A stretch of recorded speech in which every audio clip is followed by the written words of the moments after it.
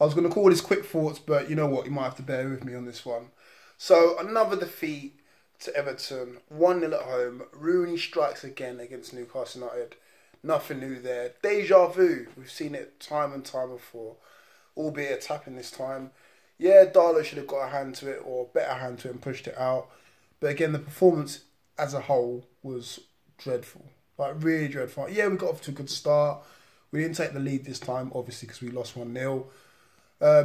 But at the same time, after that, we didn't really show any conviction. No real quality in the final third. And yeah, you could go on about, oh, we've only got a championship team, 40. Well, this is what we've got to deal with. You look at the likes of Burnley. How many of those would you say would get into, I don't know, Arsenal's team, Liverpool's team, Chelsea's team, Man City's team? None of them really.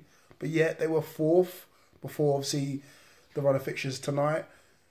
And they grind results out, you know, whether win, lose or draw, they still grind results out. They look like a real solid unit. Now, when Benitez came in, the whole thing was talking about being compact, organised, all of those buzzwords that he loves to throw out. And tonight, and quite a few games now, because this is what we haven't won in 8 games or something like that. I haven't seen it for a long while now. I mean, every time they had the ball, which is very rare because I don't see them have a lot of chances, we looked all over the place, calamities. And then obviously going forward wasn't much better. Yes, we hit the post twice, Marino hit the post, Richie hit the other post. And we went close with quite a few chances, but again, no real quality, nothing standing out. I'm looking at the lineup now. Darlow, yes, at fault. 2 games now, he's at fault. Sorry, man, he needs to be dropped. You know, that easy. Yedlin, again, decent going forward. We already know defensively he's kaput, nothing. Lascelles and Lejeune, is that the right partnership?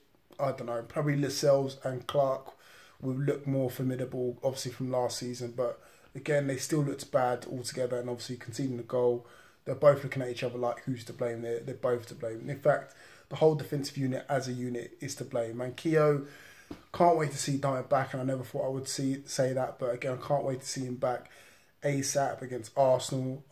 Arsenal coming up next as well in the next game. Thank you.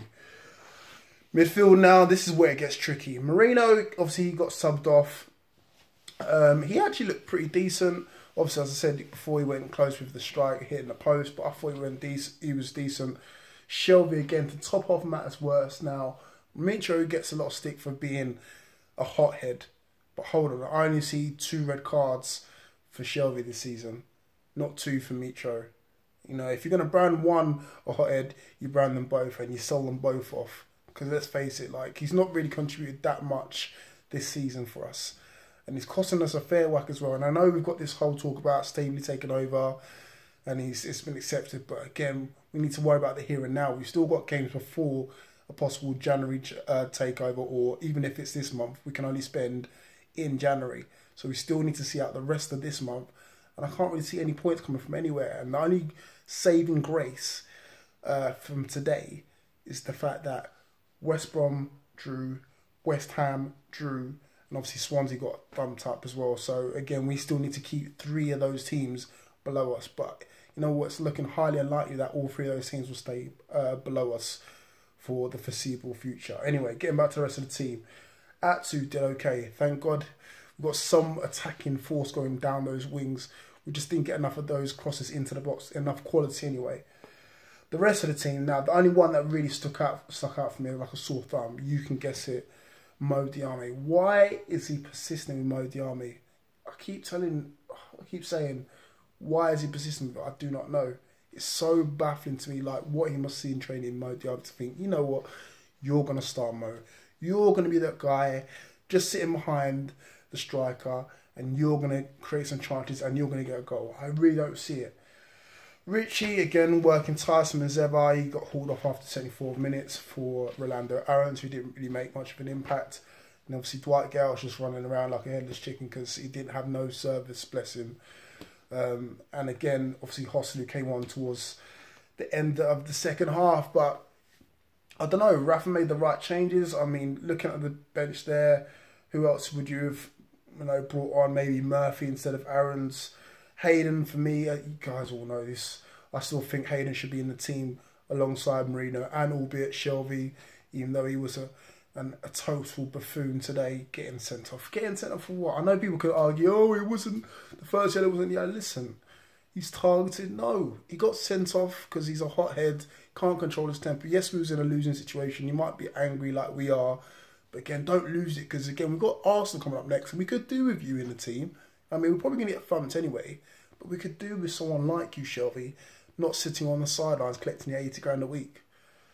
Anyway,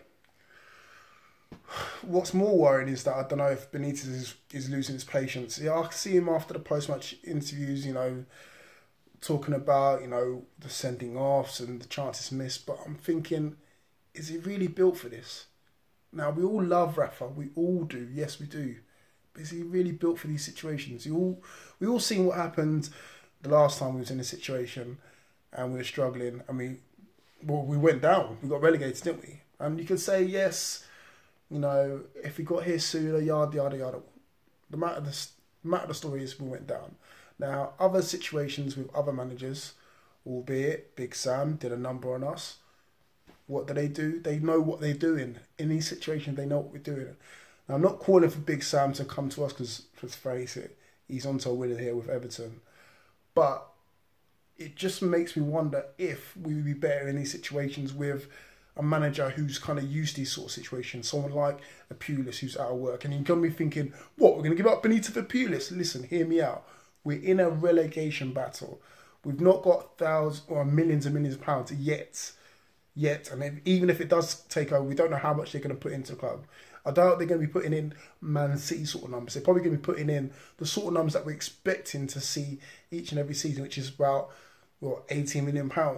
Again, we probably needed another 80 million on top of the 80 million pounds that we expected to spend just to even compete.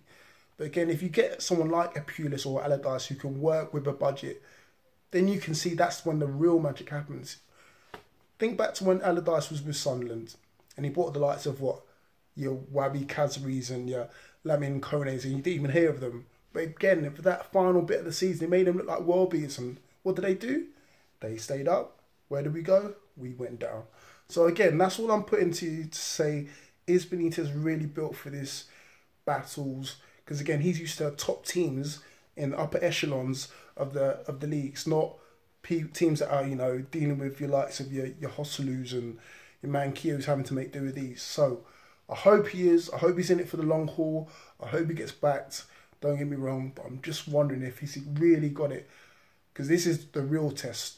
You could talk about your Istanbuls and work with Real Madrid and Inter Milan's all you want, but again, can you grind it out with a Newcastle United with a small transfer budget, and again, a hopeful takeover coming anyway?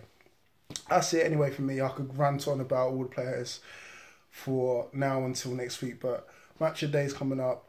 Hopefully I'm going to watch that and get through the dreaded highlights, if you like, of this game again amongst all the other teams, and then bring on Arsenal on Saturday. Good luck. Save our club, Stavely.